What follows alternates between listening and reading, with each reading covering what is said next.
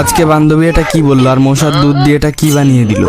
ওই আমার 5 স্টার রুমে হালকা করে বসে আমার ভিডিওটা এডিট করছিলাম, হঠাৎ বাইরে এসে দেখি খুব জোর বৃষ্টি শুরু হয়ে গেছে। এজন্য আমার 5 স্টার রুমে এসে ভাবছিলাম যে কি করা যায়। হঠাৎ মনে পড়লো এক কাপ চা বানিয়ে খাওয়া যায়। ওই একটা কারেন্টের জগে কিছুটা জল দিয়ে সেই জলটাকে হালকা করে ঠান্ডা করে নিলাম, সেই জলটা দিয়ে চাটাও বানিয়ে ফেললাম। ওই একটা বিস্কুট দিয়ে চা খাওয়া শেষ করে আমি চলে গেছিলাম আমার ভিডিওটা হালকা করে এডিট করতে। হ্যাঁ গাইস, ওই মন প্রাণ দিয়ে ভিডিওটা এডিট করছিলাম, তখনই হঠাৎ করে কে যেন আমার ফোনে কল দিল। হ্যালো, আরে আমি রেখে পাচ্ছদা। কি হয়েছে? ওই আমার সাথে একটু বাজারে যাবি? কেন?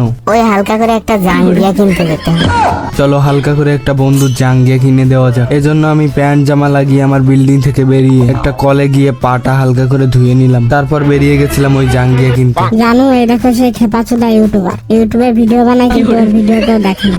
হ্যাঁ গাইস, এত বড় অপমান নিয়ে আমি বেশ কয়েক বছর হাঁটতে হাঁটতে চলে গেছিলাম একটা ছাগল ছানার দোকানে। সেখানে যেতে না যেতে আমাকে এসির নিচে বসিয়ে দিল আর বলছিল চা কফি কি লাগবে। আর সেখানে বেশ কয়েক বছর চা কফি খেয়ে সুখ দুঃখের গল্প করে আমি চলে গেছিলাম আমার বিল্ডিং এর দিকে। বিল্ডিং এ যেতে না যেতে আমাকে একটা হুকুম করে দিল, এখন এই মশার দুধটাকে হালকা করে ঠান্ডা করে দিতে হবে। হয় বেশ কয়েক বছর কষ্ট করার পরে মশার দুধটাকে হালকা করে ঠান্ডা করে দিলাম, তারপর আমার 5 স্টার রুমে গিয়ে একটু বসেছিলাম। হঠাৎ করে মা এটা কি নিয়ে চলে আসলো।